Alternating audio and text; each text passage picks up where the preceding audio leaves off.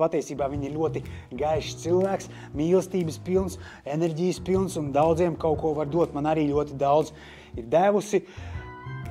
Neviens cits kā Liene Šomasa. Jā, Liene Šomasa ir brīnišķīga būtne. Jā, viņa ir faktiski tāda dievišķa būtne, mīlestības dieviete. Paldies viņai par guideliniem, ka viņa man ir devusi tādas iespējas sadarboties ar viņu. Tas man patiesībā arī bija sapnis jau vairāk nekā 10 gadu garumā ar Lienu Šomasu ierakstīt dziesmu, un viņš ir realizējies tieši tad, kad es esmu nonācis savā augšējā apziņā.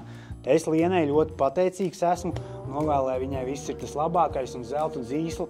Tā ir baigi foršā dziesma, visiem iesaka klausīties. Liena ir kosmiska būtne, iejūtīga, izpalīdzīga, gudra, čakla, asprātīga, strauja. Paldies, Liena, par visu. Es tevi ļoti mīlu, bez nosacījuma mīlestībā. Ja nu kas, tāds zvani.